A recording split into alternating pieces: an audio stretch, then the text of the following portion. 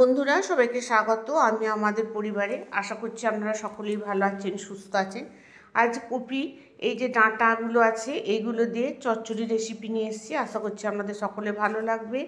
তার জন্য আমি কপির ডাঁটাগুলোকে এরকম সরু সরু কেটে নিয়েছি, আলুগুলোকে কেটে নিয়েছি টুমবো টুমবো করে, বেগুন, মূলো, শিম সব কেটে নিয়েছি। তারপর ভালো করে পরিষ্কার করে জল দিয়ে ধুয়ে নিয়েছি। কড়াইতে তেল দিয়েছি, সরিষার তেল 3 থেকে 4 চামচ। তার মধ্যে 1 মুঠো বড়ি দিয়ে দিয়েছি। বড়িগুলোকে লাল লাল করে ভেজে তুলে নিলাম। এবার ওই তেলে আর একটু তেল দিয়ে 1 চামচ 5 ফোড়ন আর একটা শুকনো লঙ্কা ফোড়ন দিলাম। ফোড়নটা হয়ে গেলে আলুগুলোকে দিয়ে দিলাম। আলুগুলোকে দিয়ে একটু ভাজা ভাজা করে ভাজবো।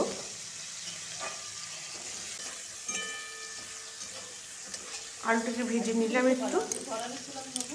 এরপর মূলো দিয়ে দেব, তারপর গাজর দেব,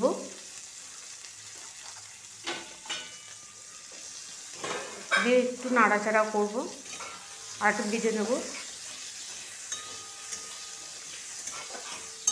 এবার এর মধ্যে দেখুন এগুলো ভাজা ভাজা হয়ে এসছে। এবার শিমগুলোকে দিয়ে দেবো।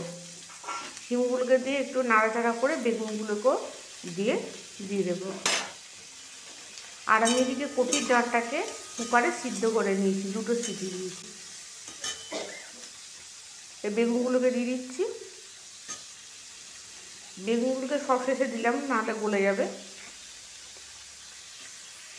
এবার একটু নাড়াচাড়া করে নেব, দিয়ে 1 চামচ হলুদ আর পরিমাণ মতো লবণ দিয়ে খানিকক্ষণ ভেজে নেব।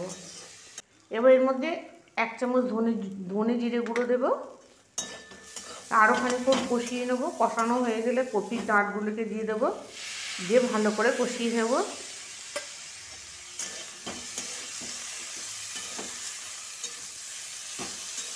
এবার আমি 3 চামচ সর্ষে বেটে রেখে দিয়েছি, সেই সর্ষে বাটাটা দিয়ে দেব। সর্ষে বাটা দিয়ে এবার মিনিট 2-3 নাড়বো। বেশিক্ষণ নাড়লে তিতো হয়ে যাবে। এবার গরম জল দিয়ে দেব।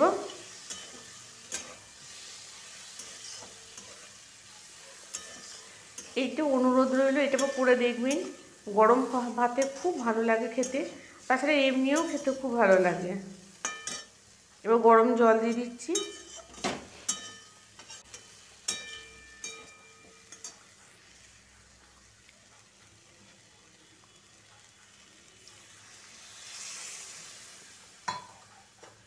দিয়ে 1 চামচ চিনি দেবো। আপনারা মিষ্টি যেমন খাবেন সেই অনুযায়ী দেবেন।